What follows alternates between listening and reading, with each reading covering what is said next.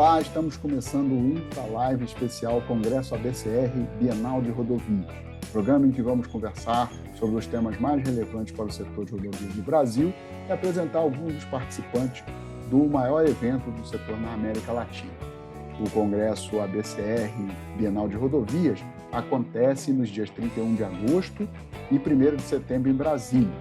As inscrições estão disponíveis no site do evento www.congressoabcrbrasilias.com.br. Eu sou Dimia Mora, editor da agência Infra, e hoje eu tenho o prazer de receber a advogada Gabriela Engel. Gabriela foi secretária executiva de parcerias do governo do estado de São Paulo e trabalhou na estruturação de dezenas de projetos de parceria que o governo local está propondo. A Gabriela vai participar do painel O Legado do Programa de Concessões de Rodovias de São Paulo, que acontecerá no dia 1º de setembro, durante a Bienal de Rodovias. Gabriela, muito obrigado por estar conosco no programa, e eu queria começar perguntando a você quais os desafios mais relevantes que você observou durante sua passagem para desenvolver os estudos para concessões nos estados. Obrigado, Gabriela. Oi, Jimmy, obrigada a você pelo convite, é um prazer estar aqui hoje. Sobre os principais desafios para a elaboração de estudos de viabilidade, eu acho que vale mencionar aqui 3 pontos. O primeiro, diz respeito à qualidade dos estudos, talvez o mais óbvio, né? Mas é muito importante que um bom projeto tenha estudos de qualidade, né? O que significa isso? Estudos de demanda adequados, que não sejam nem hiperconservadores, nem hiperarrojados, estudos de CAPEX, né, que cheguem a valores de investimento adequados. E isso acho que é um desafio especialmente grande nesse momento em que muitos dos insumos que são precificados nesses estudos têm sofrido variações de preço muito expressivas num curto espaço de tempo. Então, muitas vezes o governo se vê num dilema de precisar revisar constantemente esses estudos de CAPEX para ter um projeto adequado para o momento histórico em que ele é posto na rua. E acho que isso, evidentemente, é um produto também da qualidade do time que está envolvido nesse processo de estruturação e das consultorias que são contratadas para apoiar nesse processo. Então, acho que esse é um primeiro ponto. Assim, ter estudos de qualidade é fundamental para ter bons projetos. Um segundo ponto que eu acho importante mencionar é a importância de se compreender as particularidades do projeto. Não tem receita de bolo aqui.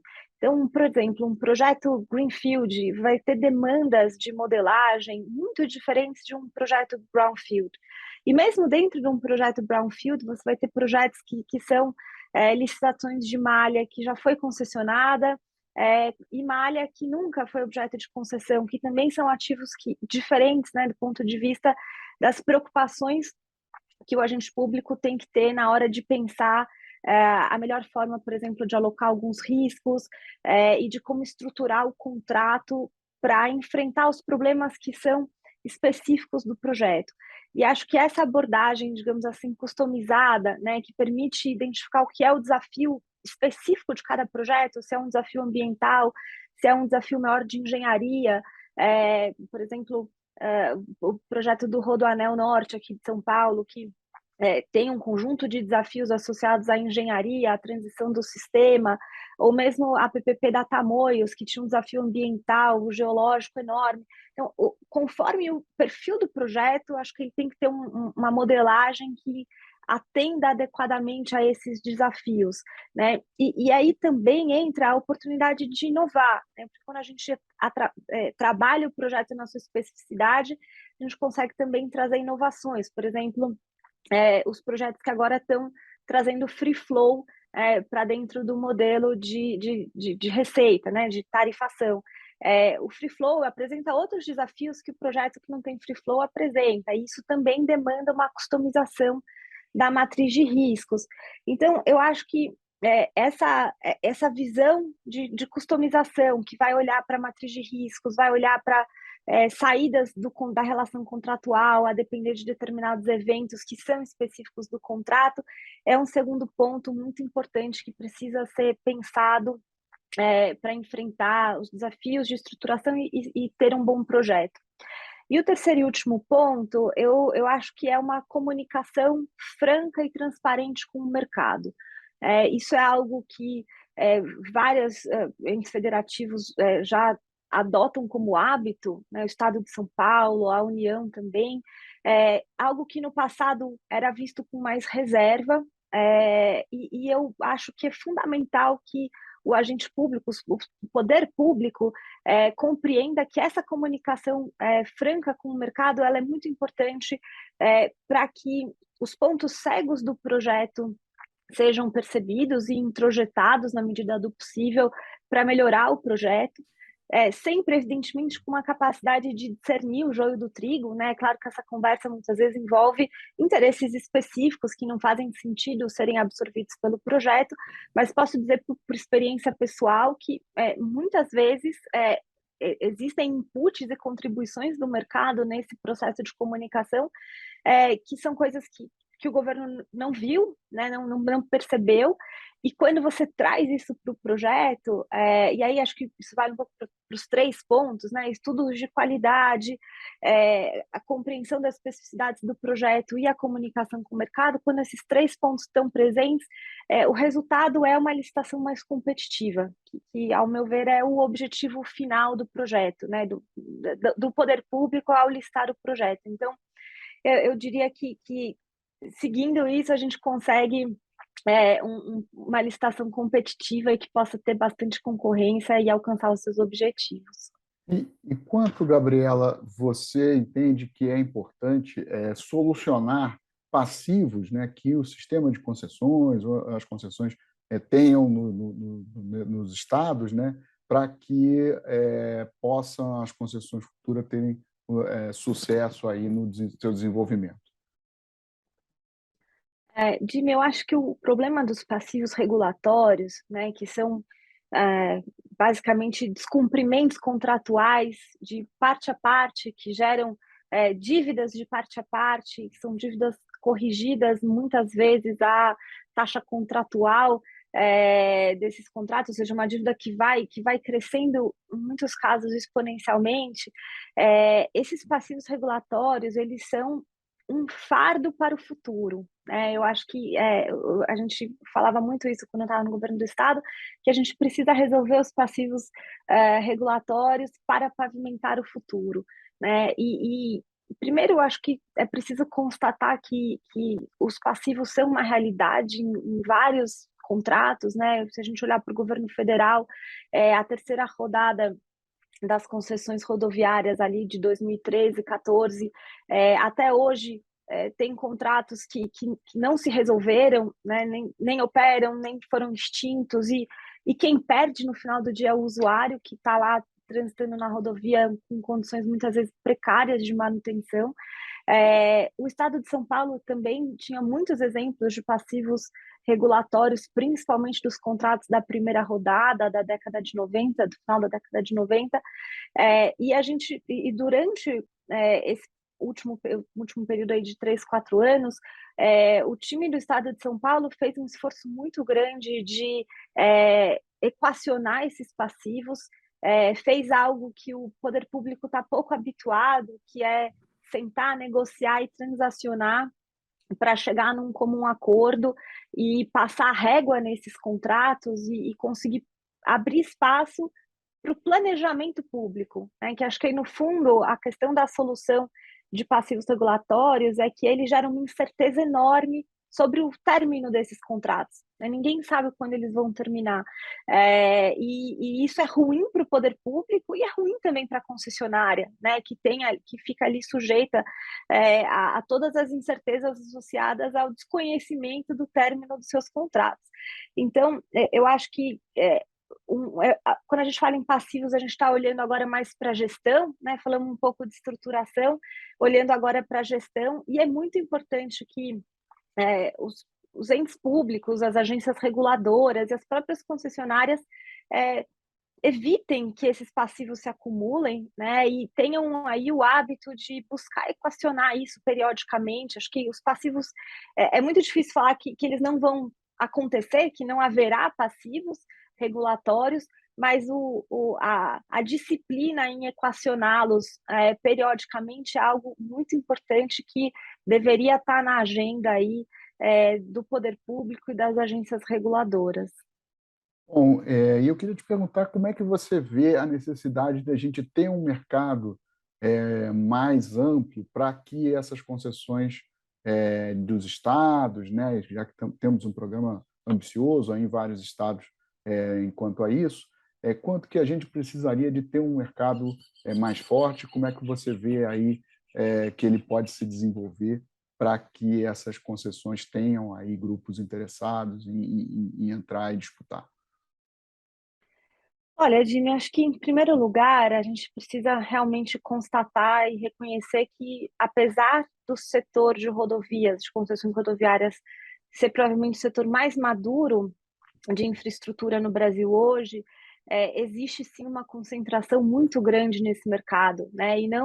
E isso não é enfim, um privilégio de projetos regionais, estaduais, mas em todos os níveis federativos a gente vê uma concentração muito grande dos mesmos grupos ganhando os projetos. E aí eu acho que antes da gente pensar em como resolver, talvez entender um pouco por que isso acontece, né? E acho que não tem uma resposta única, acho que, evidentemente, são grupos que estão bem posicionados e preparados para preservar, né, o seu espaço nesse mercado, então é natural que seja difícil superar isso, mas eu acho que tem um conjunto de fenômenos, né, que atrapalham a abertura desse mercado, né? Então, acho que tem, da perspectiva mais ampla, um problema de insegurança institucional no Brasil, né, sobretudo da perspectiva de responsabilidade fiscal, e aí isso afugenta, acho que tanto o investidor local quanto o investidor internacional. A gente tem um problema grave também de insegurança regulatória, independência das nossas agências. Constantemente a gente tem notícias de agências ocupadas por indicações políticas e pouco técnicas, uma dificuldade das agências processarem a contento e a tempo pleitos de reequilíbrio.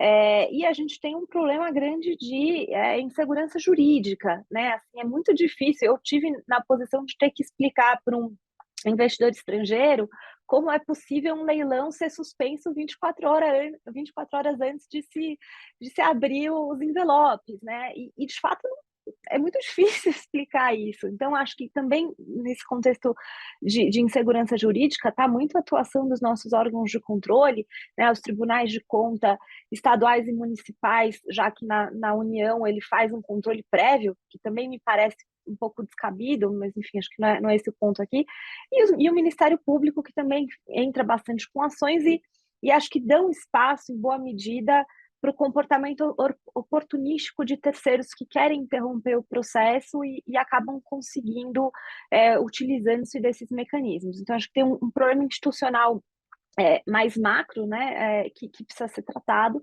Acho que tem desafios que são do processo de estruturação desses projetos. Então, por exemplo, a lógica da gente adotar preços de tabelas oficiais para precificar investimentos, Cicro, Sinap, isso é uma prática faz pouco sentido, digamos assim, por exemplo, para um investidor internacional, sobretudo quando a gente sabe que alguns dos insumos que são utilizados nessa precificação têm uma defasagem grande nessas tabelas, elas têm para cima e para baixo um conjunto de distorções que dificulta muito uma precificação desses projetos com uma adequabilidade que atenda a padrões internacionais. E ainda nessa toada de estudos de viabilidade, é difícil muitas vezes explicar também como é que a gente está usando nos EVTEs taxas de desconto que são inferiores à taxa de juros do país, né? Então, tudo isso vai criando dificuldades, né, que se amontoam. E acho que vale mencionar ainda nesse contexto da modelagem um pouco a lógica da alocação de matriz de riscos, né? Se a gente olhar lá fora, boa parte das concessões rodoviárias, elas o risco de demanda não é do concessionário, né? Elas são muitas vezes projetos por disponibilidade, pagamento por disponibilidade. Então, a lógica de que você vai transferir para o concessionário a totalidade do risco de demanda, como é comum, né, no Brasil, é algo que é difícil de ser absorvido, né, por novos entrantes. Então, eu acho que esse é um panorama um pouco das dificuldades. Acho que só um último ponto aqui em relação à Claro. financiabilidade, acho que é, o mercado de capitais para rodovias, ele certamente está bastante desenvolvido já, embora tenha espaço para mais, mas eu acho que a gente ainda adota do meu conhecimento em quase todos os projetos, o risco de financiamento como um risco contratual, quando lá fora esse é um risco pré-contratual. As partes só assinam os contratos de concessões com financiamento equacionado. Né? Então, acho que isso também traz uma diferença do arcabouço que pode afugentar um pouco.